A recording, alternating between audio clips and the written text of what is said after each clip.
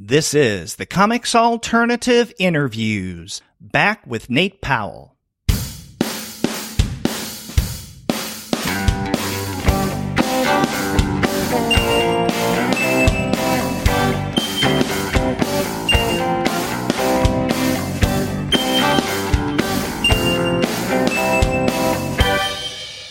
Hello, and welcome to another episode of the Comics Alternative Interviews. I'm Derek. And I'm Paul, and we're two guys with PhDs talking about comics. And today we're really excited to have Nate Powell back on the show.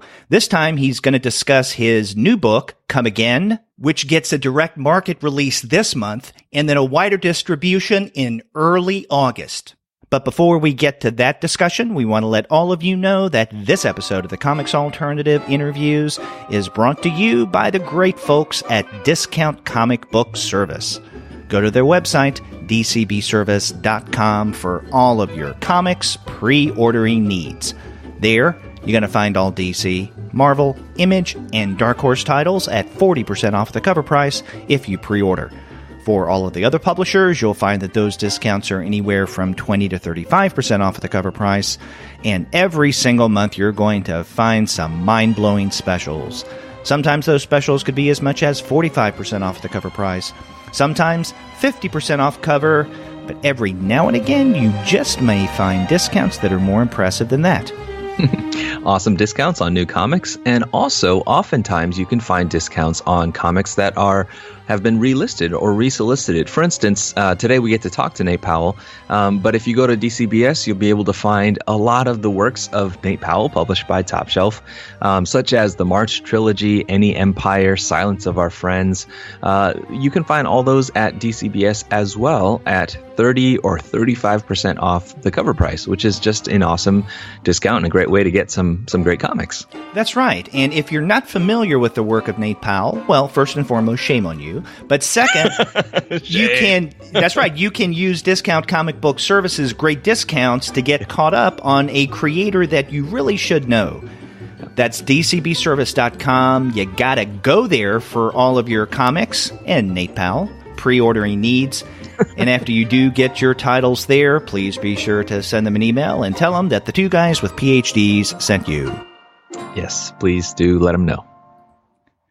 Paul, this was an interview that I really looked forward to. We had Nate, along with Adrian Iden, on the podcast a few years ago, and I've been wanting to have Nate back on to talk about his work, not necessarily his work as a collaborator, but his own comics that he writes and illustrates. And now we had the occasion with his new book, Come Again.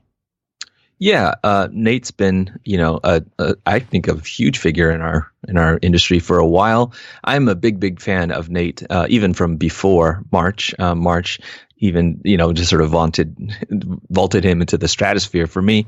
But previous works like Swallow Me Whole were Ignatz winners and things like that. And then, of course, after March, Nate is a National Book Award winner. And so it's a sort of huge honor that we get to talk to him. I loved Come Again, and I'm excited for people to be able to read it. And this conversation was great. Yeah, it really was. Let's go ahead and listen to that now. All right.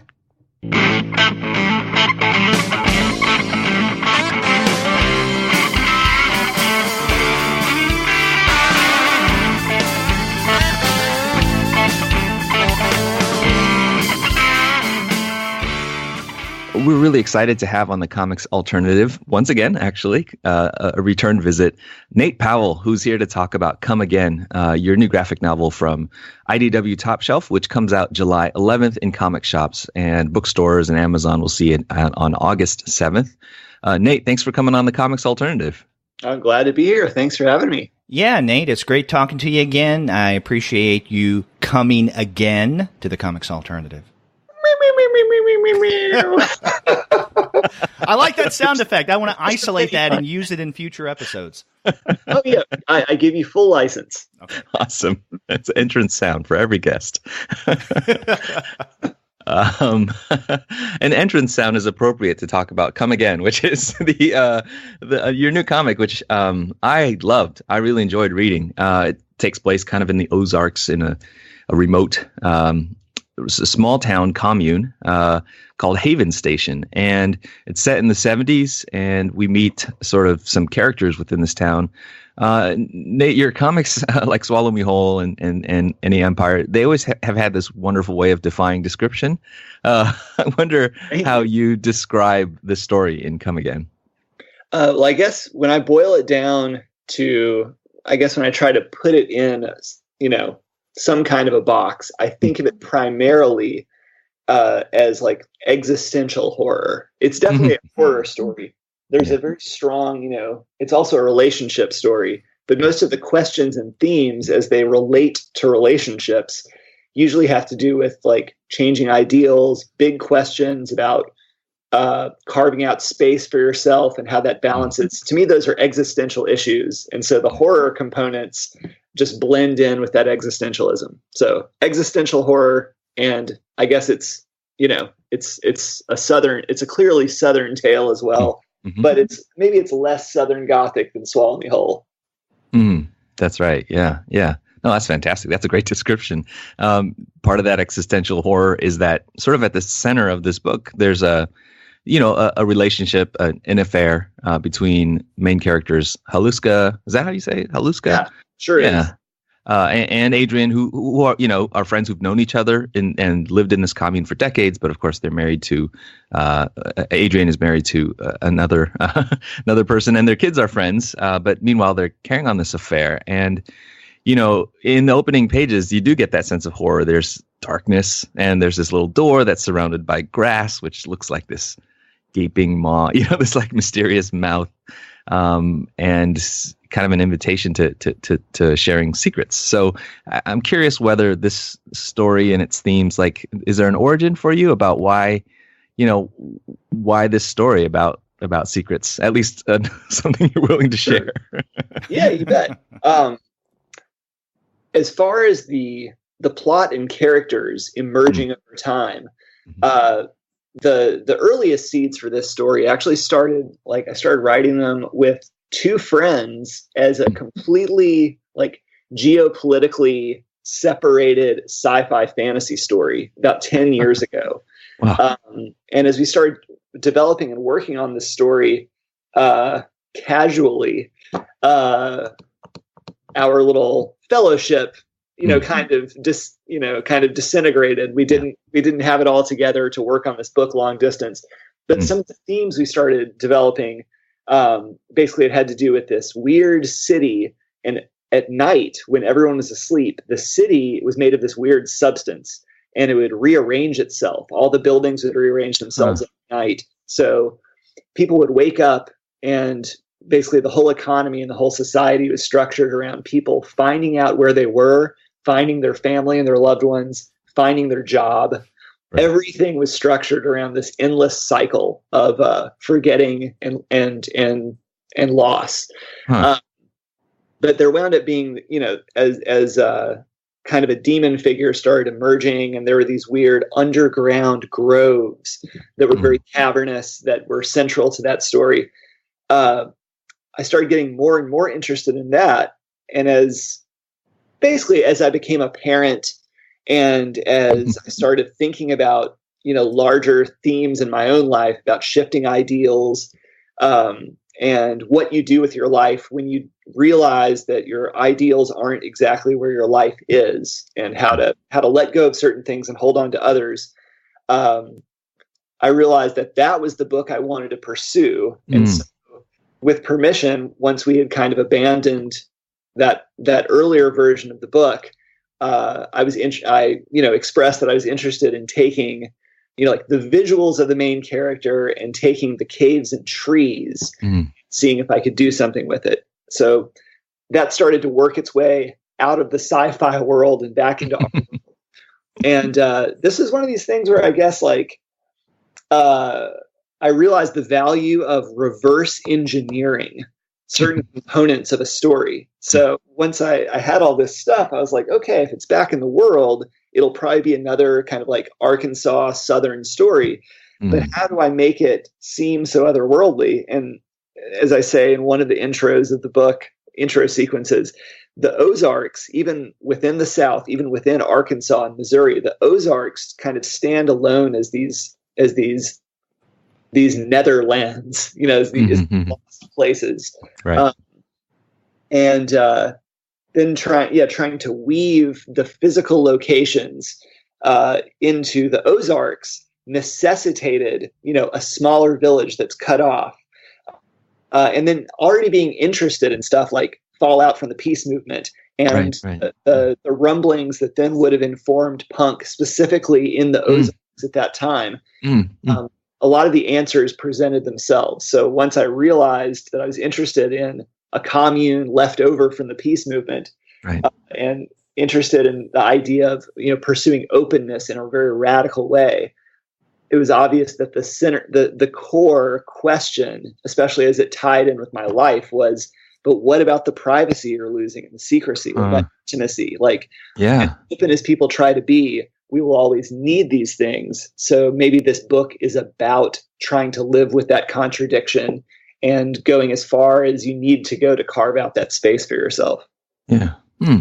That's one thing you do drive home in the opening pages when we get the voiceover thoughts of Haluska early on, and she is contemplating these very issues that you raise about living together in a community to get away and do your own thing, while at the same time there's the ironic phenomena of being so close that keeping to yourself and having your secrets become highly problematic.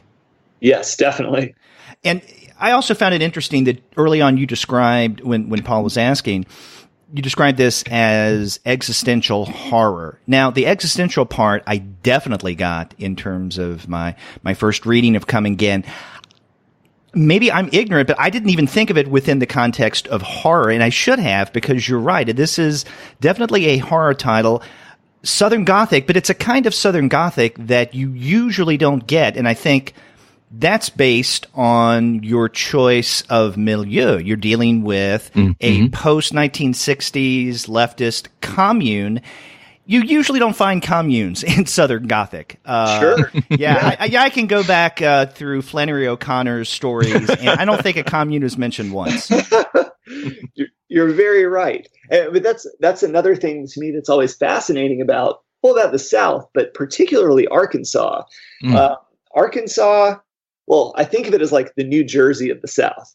So, there are plenty of things to talk smack about, with Arkansas. And those things are true. Just like New Jersey, I'm assuming, for Jersey natives, and I know enough about Jersey to know it. But I also know that Arkansas gets a pretty unfair rap, that it's a much more beautiful, more diverse, and more complex place than people give it credit for, much like New Jersey, also a very beautiful state for most of the state, geographically, topographically speaking. Right.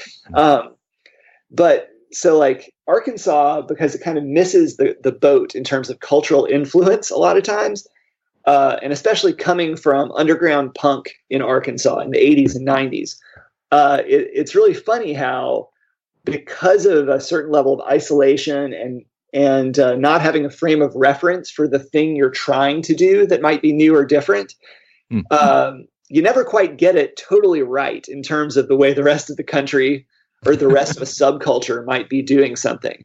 And so it makes for some really weird, interesting choices. That's one reason why punk and why underground art and music in the 90s in Arkansas was so vibrant and so unique, was the fact that the groundwork was based on people really doing it in a vacuum and doing what they needed to do to make something happen. So I was trying to go with that spirit.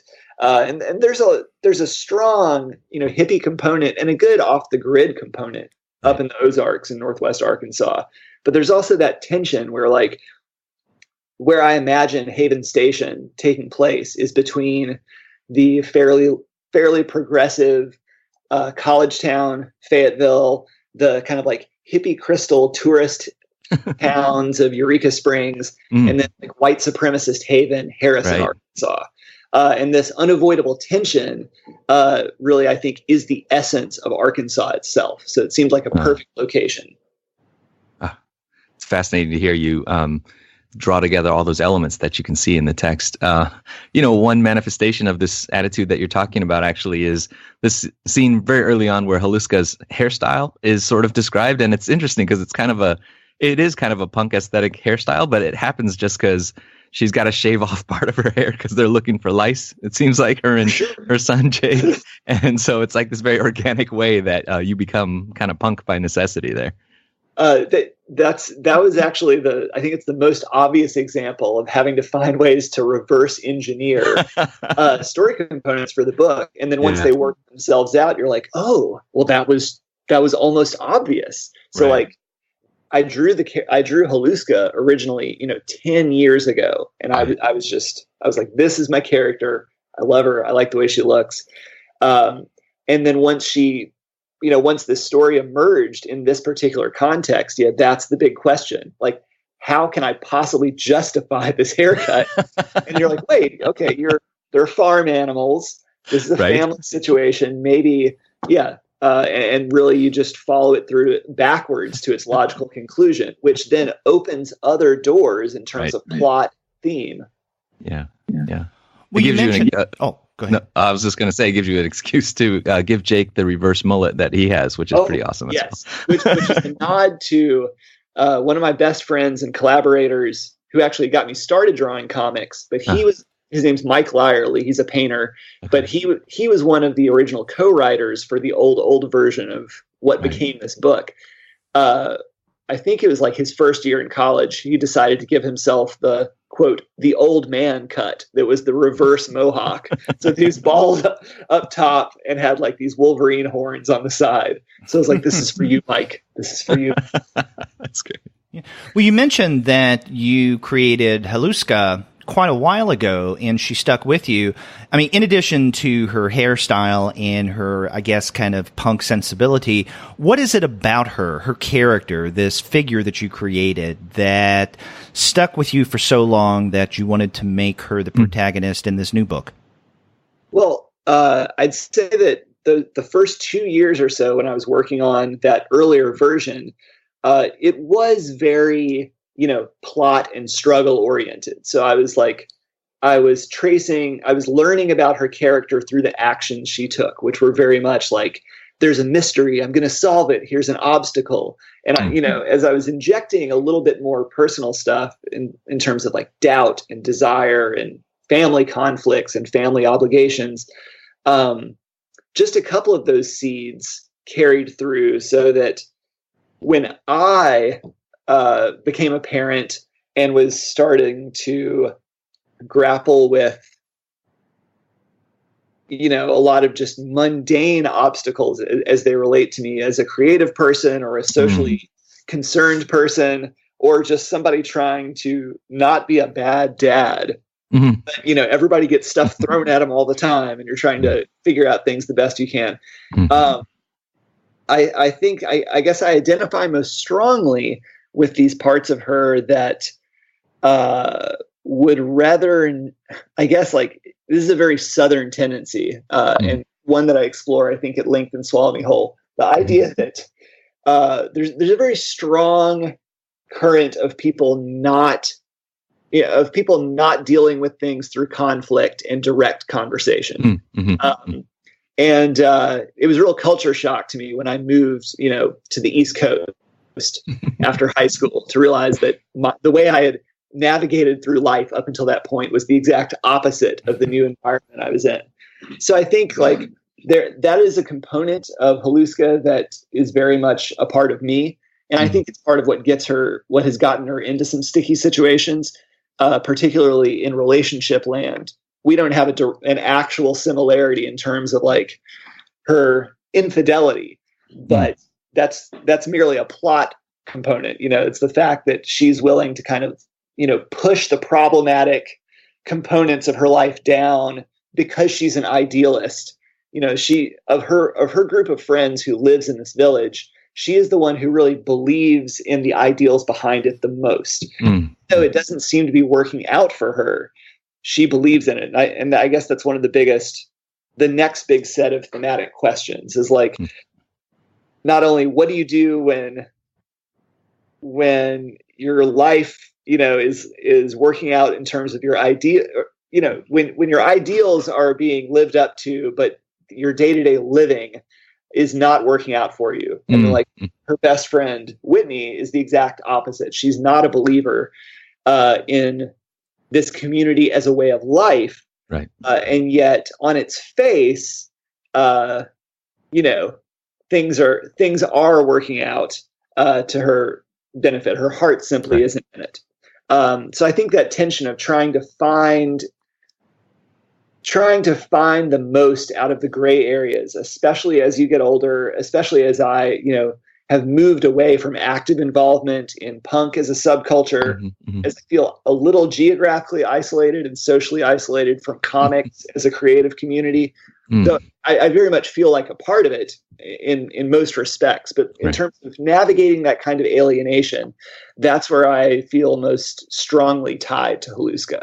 And at a certain point, I feel like she's forced into a situation where her priorities in her head have to get cleared up very quickly to solve the crisis. I guess the last part is this becomes more relevant every day, like in the last 2 to 3 years, as we watch this fast descent into proto-fascism. I think one of the strongest themes in Come Again is the horror of casualness in the face of crisis. And so watching her community, kind of like watching the minds and sense of self of the community crumble or threaten to crumble around her when she needs everyone to remain focused, to work together to solve a problem, is horrifying to me as well. And it's something I see every day. And so fighting that casualness is as important as anything we can also actively do to kind of turn this ship around as a society. Yeah. Well, it's kind of a follow-up to what you were just saying in terms of Holuska's character. I'm curious about something that may be minor, but I nonetheless found it interesting. I was wondering why you chose to make Holuska the child of Jewish Russian emigres. And we learned this, it's not quite, it's maybe about a third of the way through Come Again, when she is in town and she calls her parents. We may get a hint of her, national origins through her name. And then when she talks with her parents, we do get a little more information about them being ex-Soviet Jews who have moved to Arkansas. But that's about all that you do with that. And I'm wondering if, as the author, as the creator of this narrative, what you were thinking in terms of giving her this particular context. You bet. This has a couple different sides. For one, I had decided on her name a long time ago. And there was an old friend that I had in Arkansas whose last name was similar, but then I met someone else who had a genealogical tie, but it was another variation on the name. Once I became attached to Holuska as the character's name, it made me realize, like, every decision that a creator makes, gives you room to have choice and reason behind it. So I guess on the note that Arkansas is always more diverse and stranger than people give it credit for. But then recognizing that, like, once I worked out when and where Come Again took place, like, okay, this is a character who would have been born in like 1950. So what does that mean? And I'm like, well, this could mean that if this is her name, and if I've decided that, she's Eastern European, or that she's Russian, or her parents are, and that she's Jewish, it would make sense that immediately after World War II, her parents may have had to flee Stalin's Soviet Empire.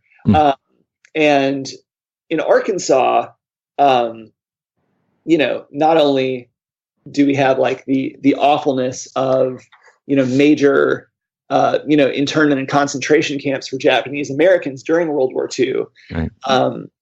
But in terms of providing for the immigration, particularly of folks who were part of Allied forces in World War II and immediately had their backs, were immediately betrayed by the powers controlling them. I do know that, the Department of Defense did a fair job bringing in folks from different parts of the world who then began a very interesting series of, careers in military and civil service. Central Arkansas, like my family moved there in 1971 because my dad was in the Air Force.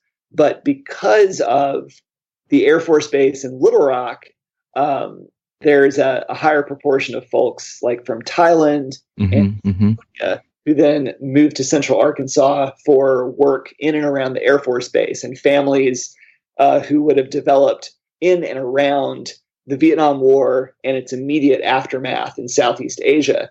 So I was kind of trying to extend that to see that, to build backstories that weren't necessarily important to the plot of the book, but it was satisfying to plant those seeds. And I feel like there are things that provide, opportunities for questions and discussion, just like this, to kind of shed a little more light on other dimensions of living in Arkansas and the fact that it's not just a bunch of, white rednecks who have never stayed in their lives. Yeah. I love that. I think there's something really humane about that. And, where you were taking us talking about Holuska sort of anticipated some of my questions because to touch on March, but not really. I think March gave you a chance to be very explicitly political in this powerful way that, you're influencing generations of kids, along, of course, with John Lewis and Andrew Aiden with John Lewis's story. And, Nate, you're one of those people whose social media politics I really love because Thanks. I feel like you're always focused on a kind of moral urgency in these times. And it's really interesting to hear you sort of bring that urgency back to this book, because I think it's not a political book in the sense of being super partisan, but just in terms of like the moral urgency of recognizing human needs and inclinations. And I feel like it's very powerful in this time, even though, of course, the book is set in the 70s. It speaks to some problems we're having today. Well, thank you. I appreciate it. I feel like it was really satisfying to be able to put all my creative energy in the last year into this work of fiction and be able to work out some of the personal and emotional and social issues that are surrounding us, that are, intrinsically tied to our political chaos right now.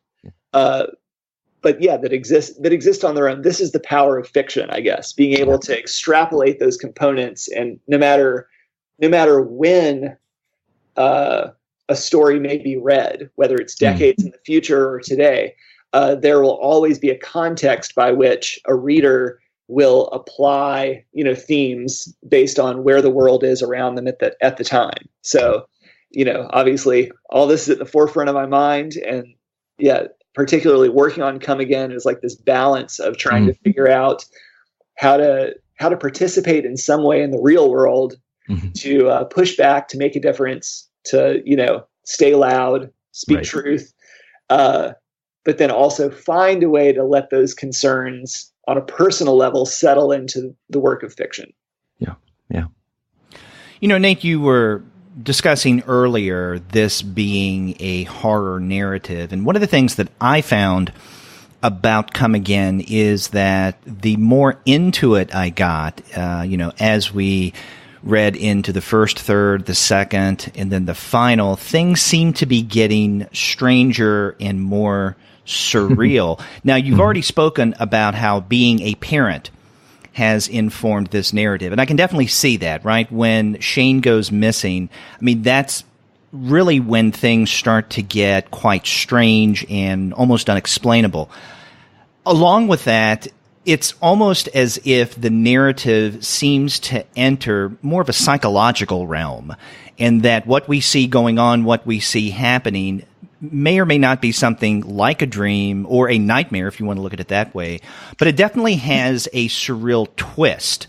And I found it at times a little more challenging to keep up with the events, the plot, because I had to keep turning back and say, did I just read this correctly? Is this may or may not be happening? So I was curious, in the act of writing Come Again, did you feel, as the creator, that the story got weirder, more fluid and warped, so to speak, as you continued?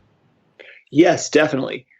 And a lot of that was embracing the natural flow towards that. I think as much as, people like to be able to talk about what it means to have an unreliable narrator, I think that when you really just go for it, having an unreliable narrator, someone where not just the reader, but even the character themselves is doubting their own perceptions, is just a really interesting thing to watch or read or experience. So, as simple and almost and as adolescent as it seems, I think one of the most perfect manifestations of this in terms of storytelling is the Iron Maiden song "Number of the Beast," and it's always stuck with me my whole life. But lyrically, what happens in the song is that Bruce, as the narrator, is wandering around in the wilderness somewhere when something, sights and sounds, catches attention,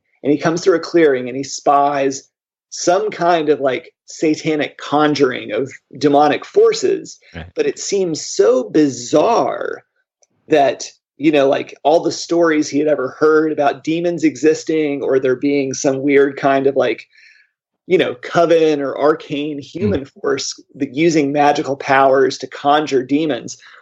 Obviously that's not real. And he doubts it, where he's like, is this real or just some crazy dream? Like, he can't believe what he's seeing and hearing, and yet there it is in front of his eyes. And so, like, the entire song, he's not entirely sure, and he seems to be like unconfident about whether or not to even sing this as a song. But to me, like, it's truly, it's the essence of mystery. My brother and I used to listen to a lot of old time radio programs. He still does. And both as a radio show and a TV show, a lot of that part in terms of the doubt, the unreliability, the deepening mystery and the murkiness, I feel like it owes a big debt to the Twilight Zone and to Rick Bradbury and his fiction writing. In a lot of ways, I think, and also to Haruki Murakami, to like Kafka on the Shore and to Wind Up Bird Chronicle, just watching this slow descent into narrative murkiness. As a comic, I think maybe the closest cousin to Come Again is Jeff Lemire's The Underwater Welder. Yeah. Okay. Which has a very, very strong Twilight Zone vibe as well. And I think for both of us, like Jeff and I are constantly running kind of narrative parallels to each other in terms of where our lives are and how we're asking questions about our own lives through our books. But I think that, Come Again is basically, he was a parent a couple years before me. And so it's me finally getting to that point where I'm exploring a lot of those issues and doubts, those existential doubts of parenthood, at the same time that he was, as he was about to become a parent, while he was working on Underwater Welder. And we should mention that Underwater Welder was also a top shelf release.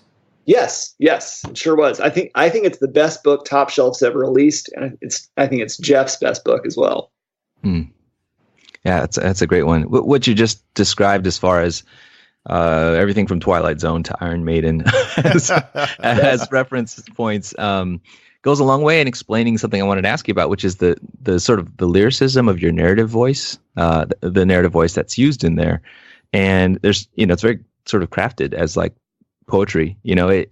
It's deeply sort of psychological, but it's also poetic, and there's the visual atmospherics that surround it, but that very strong driving narrative voice, which often is the insides of Haluska's consciousness, I imagine.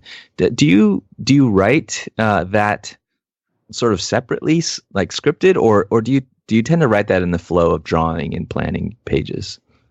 Sometimes I will have sections that come out as fully formed poetry, or function, or I'll write them as prose, and then it's when I put them on a sequence of pages that they become poetry, because I'm thinking of cadence and rhythm in a different way.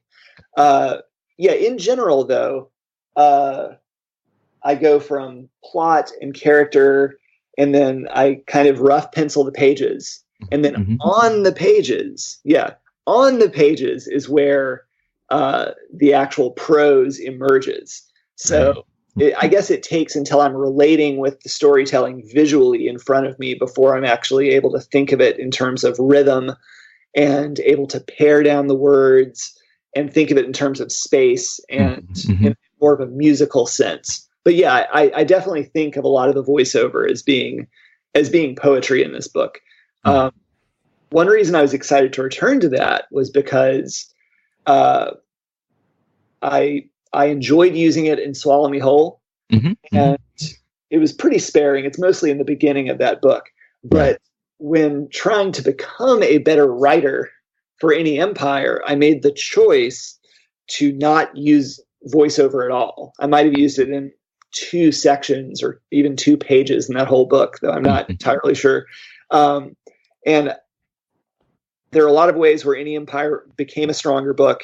And in a lot of ways, I think it's a better book than Swallow Me Whole. But looking back, I think I missed out by not pursuing and furthering that sort of poetry pose hybrid captioning in Any Empire. So I knew that when the time came for Come Again, that I was going to lean hard back into that. Right. Paul, I'm glad that you mentioned the poetic quality of Come Again and its lyricism, because that is what I thought, not only in terms of the text, the words that you use, but I guess especially in your art and the style. Now, and we can see this not only throughout Come Again, but in many of your other works, the ones that you have written and illustrated yourself, like Any Empire and Swallow Me Whole, but also in ones that you collaborate on and do the art, like March, of course. But I've always thought of your art as having a lyrical, even a musical quality, which musical makes sense given, your background as a musician as well. But the way that your images seem to at times almost dissolve or meld one into the other. There's a flow to your illustrative work that I think complements the lyricism and the poetic quality of the text that you include. And we don't find this throughout or all over the place, but every now and again you forego a more traditional panel layout in just giving us the image where one seems to be barely separated from another. And of course, I'm reminded of the work of Will Eisner and what he did with this lack of paneling and the layout of his illustration. So I was wondering if Eisner's work or those like him have been an influence on you in terms of your own art, not only on Come Again, but the earlier works. Well, I'd say I was actually kind of a latecomer to really reading Will Eisner's stuff. So when it might have been, I think it was 2006 was when I finally got, the full Contract with God trilogy. And I had looked at and read Will Eisner's comics before, but it wasn't until 2006 when I actually had my own copy to spend time with. And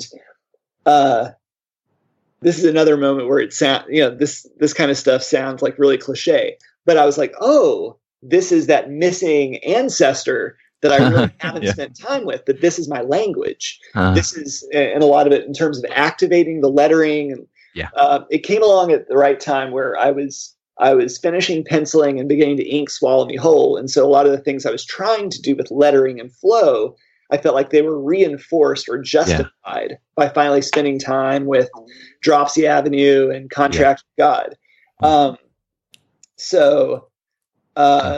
There's certainly a kinship. I think like in terms of the lyrical quality or the lyrical qualities of some of my writing, the strongest relative I think I have is John Porcellino. I think in terms of all the cartoonists who are big influences on me, but who seem the least like my storytelling, I think John Porcellino is number one. Like, he's in my top 10 influences, and yet I think it's pretty hard to directly see a line between us. But reading Perfect Example and then just being a devotee to King Cat ever since, like, it's really underlined that you can truly make comics that function as poetry, that give a window into your subjective experiences, and that's okay to do.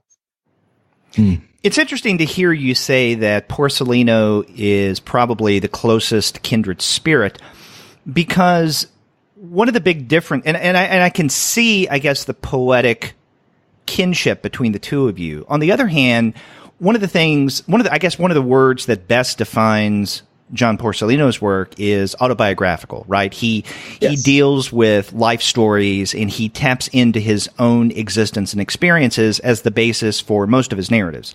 You, on the other hand, don't do that. And so I'm wondering, or at least maybe I find it curious that you find Porcellino such a big influence, perhaps in terms of style, but how do you jibe this with his emphasis on autobiography? Sure. Well, I used to weave fiction and nonfiction together, and I didn't really care to make much of a distinction. A lot of, like, the end of my self-published work, like the stuff that's now collected and Sounds of Your Name and stuff, was it was basically this half fiction. At a certain point, I realized that there are other lives and perspectives involved with some of these stories, and that it was less than fair to kind of be the one with the microphone, choosing to weave it into something else for my own benefit. So then I tried to just do some nonfiction comics essays that wound up being Please Release and some other shorts. I guess that was a process by which I came out of that realizing that I loved making fiction. And also that it was okay to weave my own life into my fiction just as I had done. But that there is a distinction, like, you have to know that you are making fiction, even if you're drawing from your own life. Aaron Comet Bus, the famous, fantastic zine writer, I think does this very well. He is speaking the truth, and he's writing about his own life, but he is, as a writer, making fiction about it. It's the kind of thing that he's able to pull off in a way that isn't a gray area. But I think speaking truth really is at the core of this. I think John Porcellino is doing autobiographical comics, but I don't read it as primarily being reading about his life. He is revealing the truth about being alive. And so you can do that with fiction or nonfiction or some weird hybrid. But I think that's what I respond to. He's getting to the core of human existence. I think that is the strongest similarity between us. Okay. Or at least that I try to, even though I'm devoted now to making fiction, even though I'm weaving my own experiences into it. That's what I respond to most strongly. Yeah, and at the end of the book, you dedicate it to Ursula Le Guin, and I feel like there is a hat tip there to how powerful fiction can be in speaking to, our own lives as well as the world, sort of the real world. I think one of the strongest influences on the story in Come Again was two books of hers, The Tombs of Atuan from the Earthsea cycle and The Dispossessed. And specifically, I mean, I know The Dispossessed, like that's her big dog. So like that's the go-to, but I reread it again a couple of months ago. And, not only does it get better every time I read it, but those issues of like that tension between people striving for something by ideal and then sacrificing something within themselves, being able to acknowledge the thing that will actually make them satisfied and happy. Like the way that the relationship works out by the end of The Dispossessed, almost in the face of like the world that they raised themselves into, was so profoundly moving, and just really I read it at a time the first time I read it wasn't until like it was the same year I got married. It was right before I was married, and it really helped me be ready to take a step into this, this brave new world of having a life partner and finding a balance for all those things. Another thing that I found curious about this new book, Come Again, is your choice of color usage. And when it comes to your earlier works, and that includes those that you both wrote and illustrated yourself, like Any Empire, Swallow Me Whole, but also March, that was much more black and white, or just plain black and white, whereas in Come Again, most pages are a monochrome with heavy black, although there are key passages and sections of your narrative where you include other colors in addition to, let's say, a pinkish red, which seems to be predominant, especially when you include yellows, which seem to signal significance in one form or another. So I'm curious about, with this new work, your choice of color in the text. Oh, you bet. Well, in general, I love black and white line art. The reason I started using gray washes was I was doing Any Empire and Silence of Our Friends at the same time. And really, my initial decision was, because I was working on both of them every day, I needed something to signify that I was shifting gears so that and then I realized that the gray washes worked really well for Silence of Our Friends as a period piece. And as somebody who grew up reading, being really into like Arthur Adams, Michael Golden, Barry Windsor Smith, right. I'm someone who's always been heavy on the hatching, heavy on gradients using just line work. But as soon as I laid down these flat, smooth gray tones, I realized that that's the thing that I had been trying to do. I was just never confident enough to do it. I feel like for a lot of cartoonists, it's always this, you have to consciously push yourself to be less noodly, to be less noisy, and to fill up your visuals with less unnecessary line work. Though Arthur Adams and Barry Windsor Smith are still in my, very top visual influences as storytellers. Basically, I got really comfortable with the gray washes while doing March. I also had to start working very, very fast. I had to double my page basically to get everything done on time. But I came out of that just being a super fast cartoonist. I was like, oh, well, great. Well, I don't know how this happened, but somehow I can draw pages twice as quickly. So when the time came to do Come Again, I was like, okay, so how do I step forward one more step with this book now that it's time to draw it? I was like, well, I can already do the gray washes. It's my normal jam now.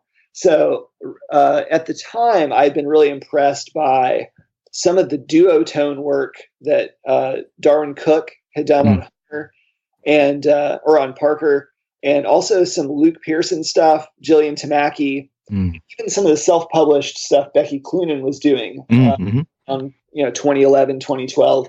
And these were really reinforcing that I could use the same, physically painting on these transparent layers, but I could do one more simple layer that would give the illusion of a lot more color being involved. And because I had all these this reference material for March that was mid-century fashion and illustration work. Right. I had access to a lot of stuff just in my studio already that showed, proof of concept of people using gray plus one color to give the illusion of more than one color. Right. And I was like, okay, I'll just give this a try. But I didn't know how it worked. And so it was also nice that after being very disciplined and consistent for 4.5 years drawing March, each day doing Come Again, I really didn't know what I was doing. And so in that way, I was getting to play every day. And it had been a long time since I actually got to play at the drawing table. Yeah, it works marvelously. I mean, it just adds so much to what you already had a gift for, which is this wonderful psychological quality in the art. And you're very selective. I think the sunburst orange sets the powerful tone. There's places where the introduction of a second or a third color becomes really, really potent, and I think it's just it does feel like sort of like even further breakthrough. You incorporated what sort of new sensibility came with March and sort of moved forward on it in your art. It's great. Oh, thanks. And originally, I guess I was like, what's one color I can pick that I can just stick with? Right. And so I chose that kind of like, that salmon red, pink color. Right. But once I guess I realized it would have to be printed in color in order to make it work. So I was like, well, I guess if I need to throw in another color, I can. But I remembered Brett Weldeley did the art for this image title called The Light, I think, maybe 5 years ago. Mm-hmm. And he very successfully did this simple color transition that denoted shifts from scene to scene or maybe time to time. Right. And I was like, oh, right. That takes like almost zero extra effort on the cartoonist's end. And it's so effective. Yeah. And so I kind of took that nod from Brett.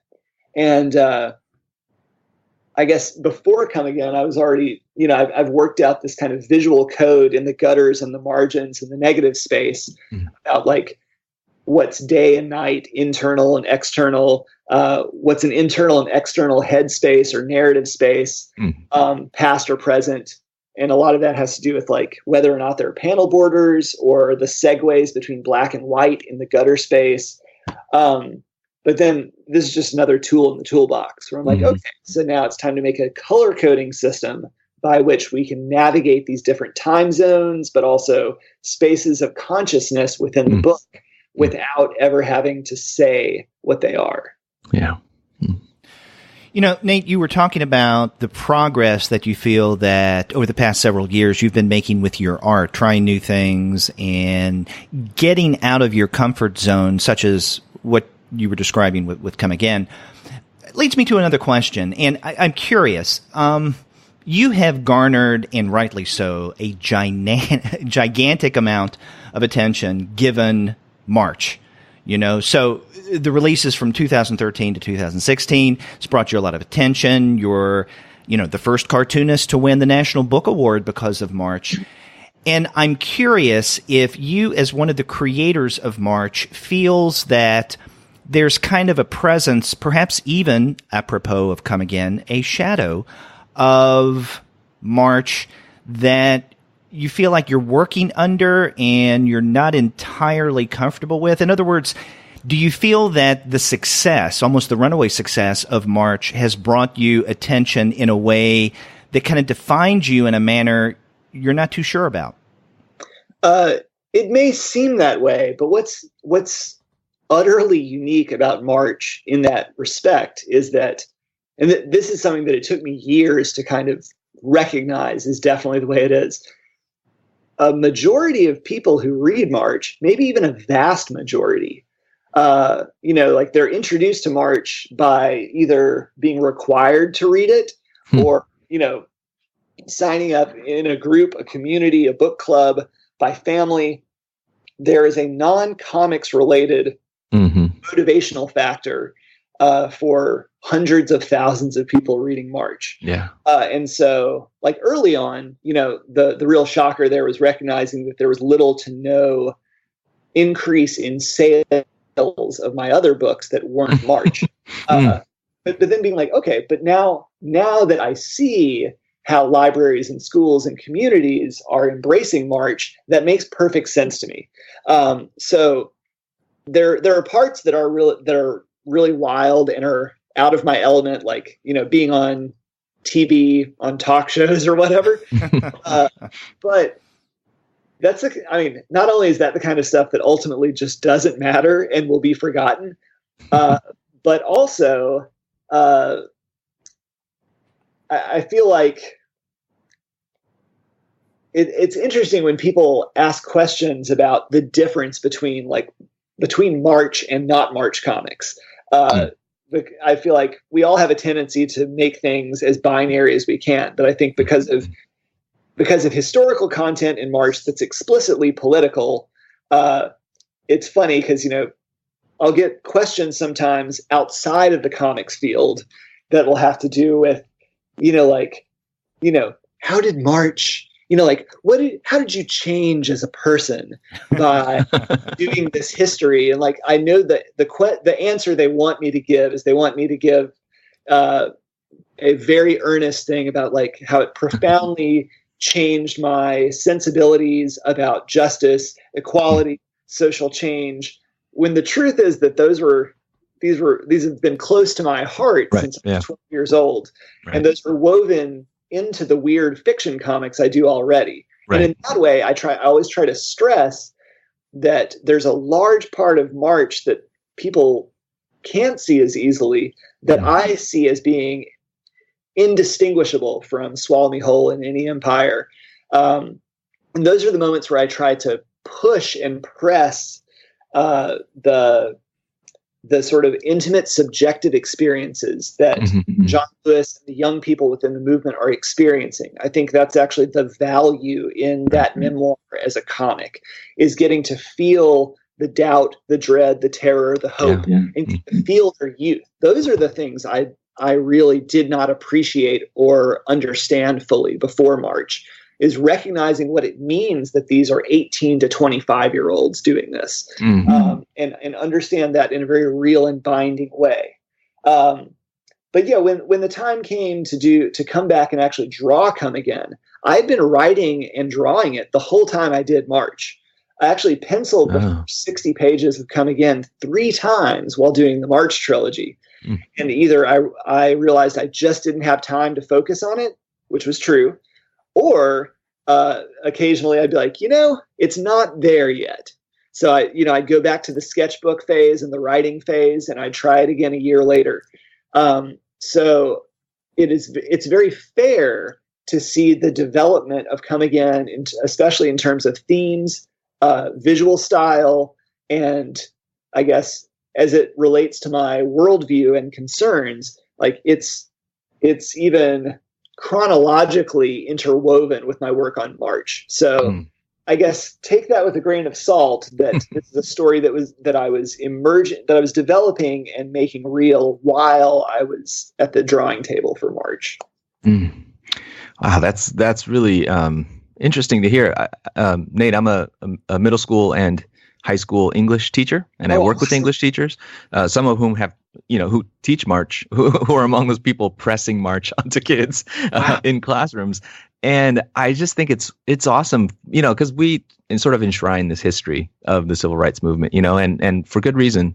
Certainly. But to be able to talk to kids and point to, look what John Lewis is doing now, and then to also say, look what Nate Powell is doing, in the work beyond March, in terms of just sort of connecting with and relating the sensibilities, experiences, lives of people, elsewhere, or neighbors of where this story, where John Lewis's story happens, is a wonderful thing to be able to do as an educator.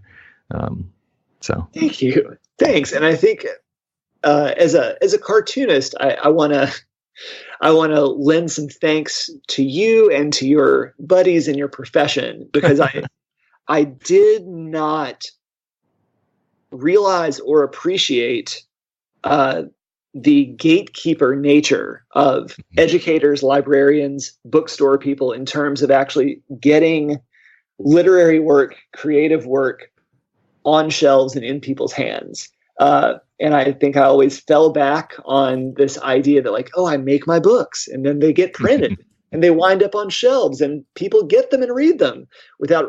Thanks to March, I was able to actually see not just the level of dedication and effort that gatekeepers like teachers and librarians put into it, but to an extent, like there were degrees of risk involved, not only as a graphic novel, as history and as literature or memoir, but also in terms of, a portion of our country embracing the hard right so far, stories in which librarians, had to grapple with potential risk to the security of their job for putting something like March on their shelves or in their classroom. So thank you.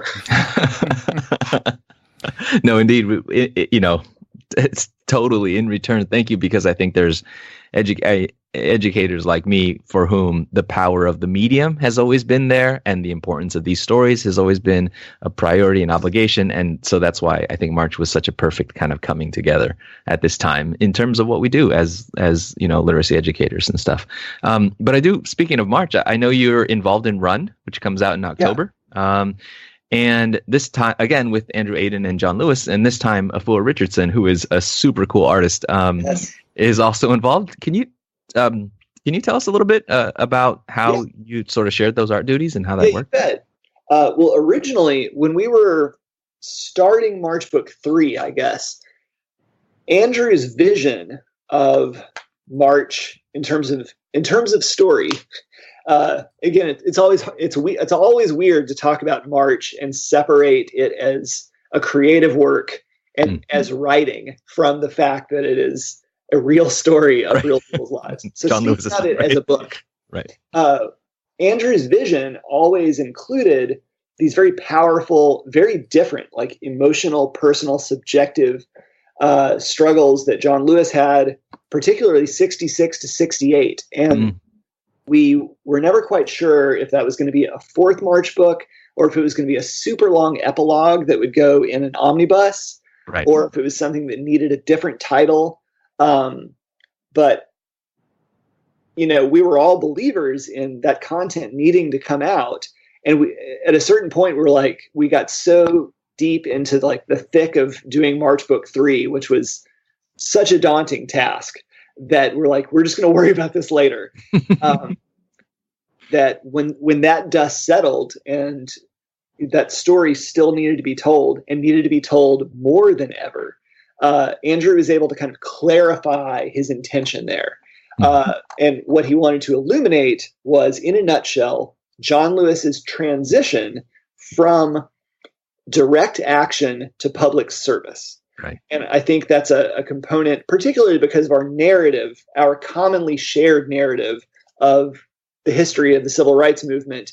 We had to do a lot of work to try to simultaneously affirm that, there is no clearly defining victory. Like the civil rights movement didn't end because there wasn't a clear victory. The work continues to this day, which is very obvious. But at the same time, when trying to figure out how to stop March as books, you had to fall back on the fact that John Lewis, from his own perspective and in his own words, says that, in his opinion, the movement as he knew it ended with the passage of the Voting Rights Act. So we're that's what the man says.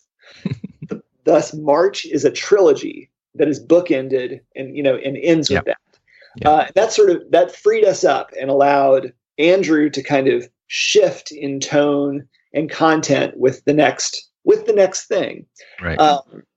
So I did the first 10 pages of Run Book 1, and stylistically, I think the main thing was to basically serve as a conceptual bridge between March and Run, so that they can be read together or separately. But that ties into the historical context for those 10 pages I did. So the reason why Andrew wanted me to do these first 10 pages are that they take place 2 days after the passage of the Voting Rights Act. And if you go back and read the end of March Book 3, John Lewis, at age 25, is at the White House, he's at the White House and the Capitol, as President Johnson signs the Voting Rights Act, hands him a presidential pen. It's this major moment. So it's important to recognize that clearly the next day he went from hanging out with the president in the White House to flying back down to southern Georgia. And then the very next morning was involved with a direct action campaign to desegregate a local small town church with 12 other people.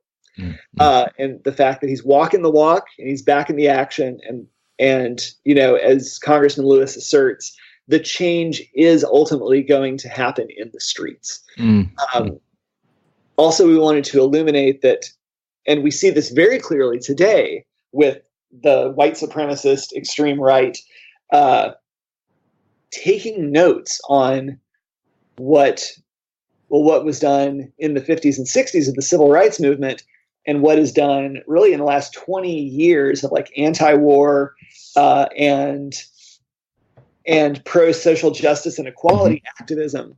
The far right pays attention to what happens in terms of civil disobedience, activism, protest, and they co-opt a lot of those ideas. And we've even seen that deeply paralleled, especially as the white supremacist extreme right tries to salvage their rabid attempt at a power grab, trying to kind of further mainstream what they're doing. It shows the precedent of this. In 1965, 2 days after the Voting Rights Act, in the same town where John Lewis was trying to desegregate a church, at the courthouse, there was a major Klan rally with hundreds of white supremacists. But the grand wizard or dragon or whatever of the Klan, who was presiding over that particular meeting and march, was co-opting more or less the do's and don'ts of SNCC.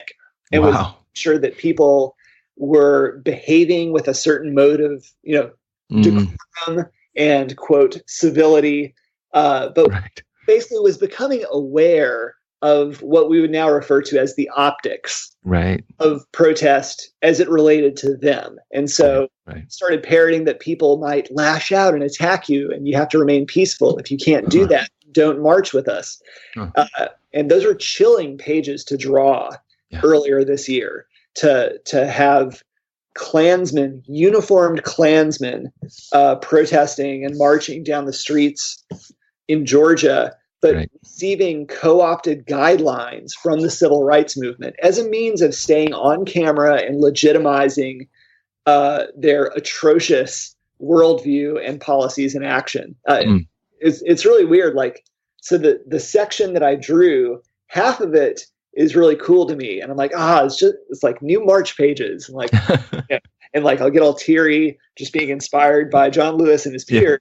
And then I have these other pages where I'm like, man, I don't know what to do with these pages. Like, I'm not like the physical pages on paper. I'm like, I don't want to throw them away. I'm not going to sell them to anybody. I was like, what, do I hide them in my closet? I have several pages of just the most awful human beings doing the most awful things. And I'm like, man, well, that's the world we are in right now. So like I discussed it.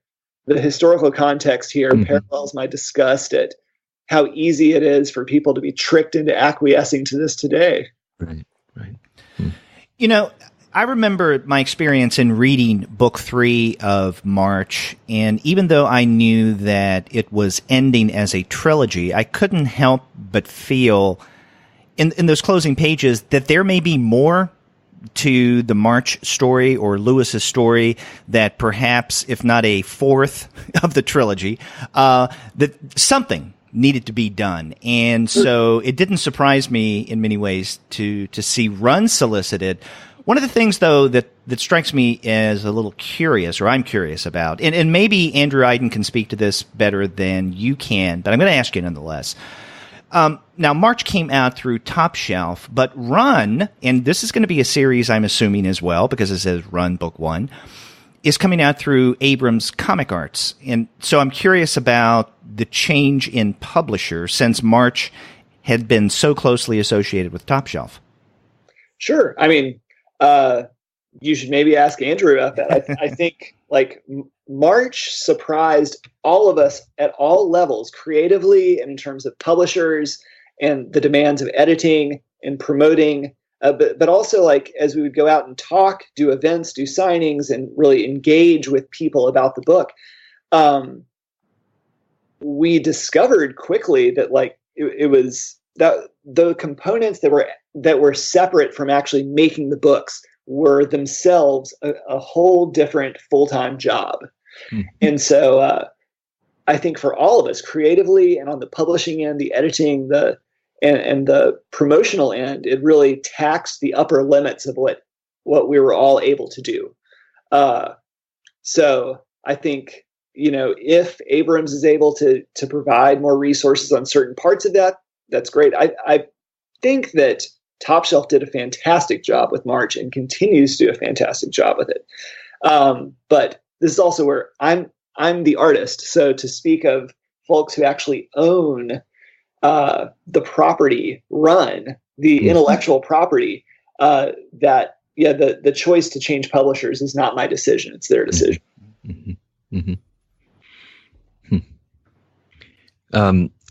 We're so curious. I'm intensely curious as a fan. What else you're working on now, if there's anything that you can tell us about? You bet.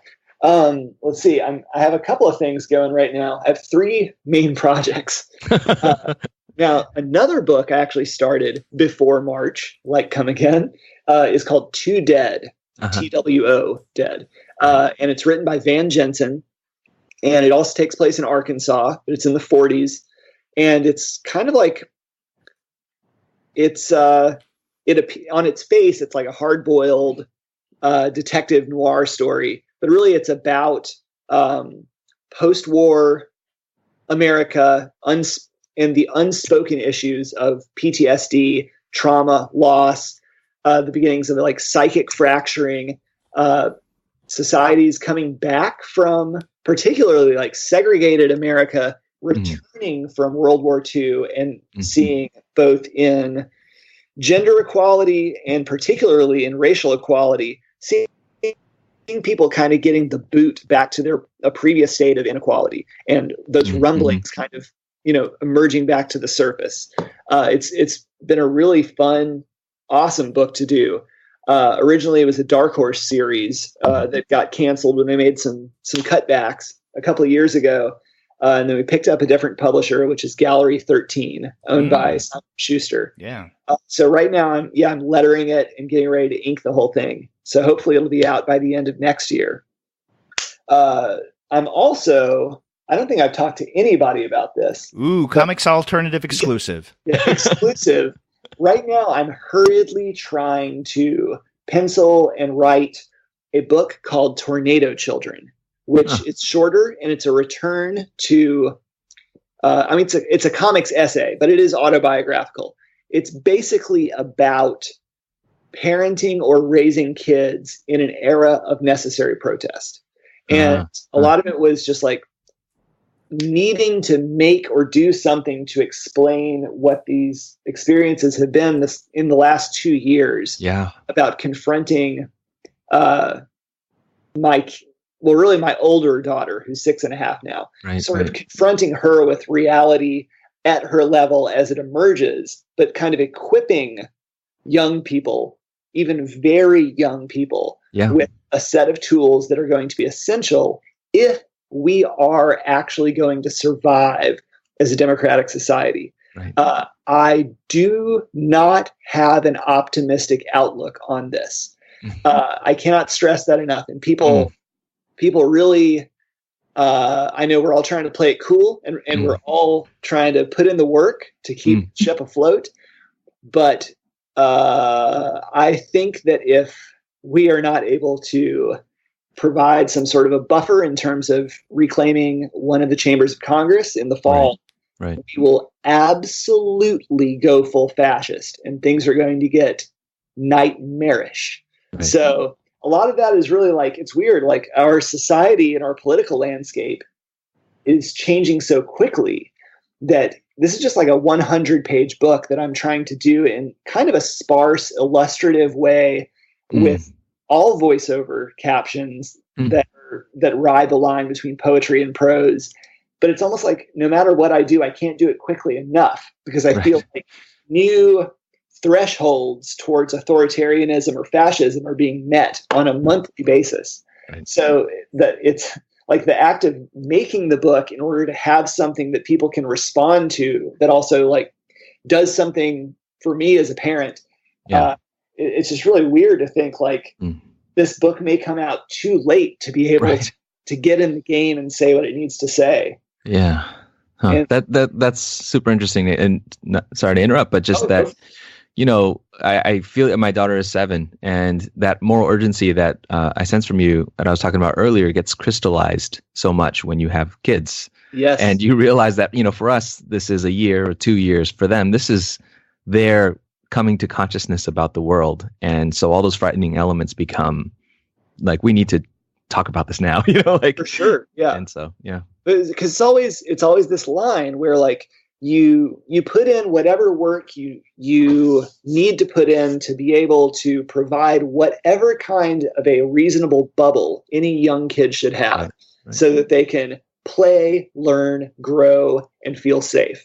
And at the same time, they have been born into circumstances by which it's important to equip them with a certain very different set of perspectives, which will allow them to actually navigate loss of objective truth, navigate violent thoughts and actions from strangers and even from people within their own family, perhaps. And it's a hell of a time to be a parent, let me tell you. Yes. Tornado children. I can't wait. Yeah. Tornado children. Yeah. I also noticed on your blog, seemybrotherdance.org, that the other day you posted your tour dates for Come Again, which I guess are going to begin officially with the San Diego Comic-Con, but then you're going to be in August traveling around to different locations like Fayetteville, Arkansas, Little Rock, Chicago, so on and so forth. So tell us a little bit about what you have planned for the tour and how you're looking forward to it. Well, really, I haven't done a DIY tour like this as a cartoonist since Swallow Me Whole, and so a lot of this is not only I have an entirely different set of stuff by which I travel around and talk about March, but in terms of getting back to one's roots as a cartoonist, I've been waiting, especially in my dad life, where I don't have a lot of flexibility with traveling and participating in comics as a culture. I feel like I've saved up all my chips and I'm cashing them in to be able to travel and do, live my dream cartoonist life to promote this book. But a lot of it is just really like reconnecting with the parts of comics as a culture and an economy and a community that I love. So, throughout the fall, and I'm booking things now for early next year. But I'm trying to hit a lot of spots back in my home state and hit a lot of spots in the Midwest that I know I'm able to do. Some of these, now that my older daughter's old enough, she can actually go with me and things are getting easier bit by bit. But a lot of this I think is kind of like a return to form as an indie cartoonist post-March. I think I had to reserve a lot, if not the overwhelming majority of my travel time for very necessary and very rewarding March events, talks, signings, and appearances. And it's just nice to kind of be able to dedicate myself a little more in the space of this book finally coming out to the thing that is most familiar and comfortable to me. And it especially as our world gets thrown into chaos, it's really weird. Like there's the level of anxiety now where I'm booking stuff in the fall and I'm like, well, what's it even going to be like to travel in the fall? Right. But I'm trying not to think about that. People have to do what they have to do. We all have to go to work. We've all we have our responsibilities. So this kind of rides that line between like doing what I need to do and, just being happy to go to indie comic conventions and go to single store signings again.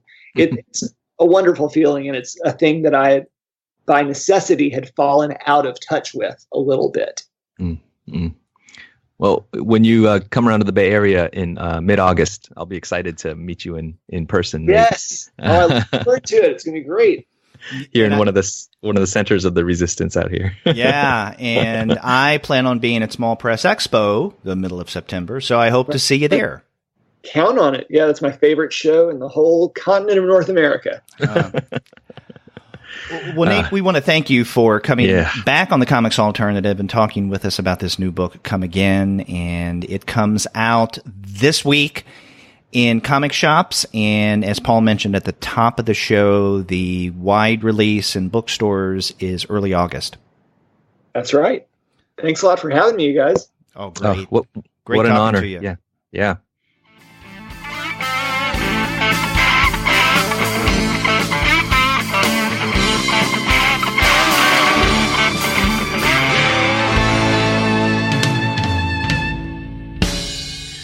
Wow, Derek, I was a fan of Nate Powell's even more now, just listening to him sort of talk with a kind of enthusiasm and gusto about all the stuff that goes into Come Again and all of his work. So this was a fun chat.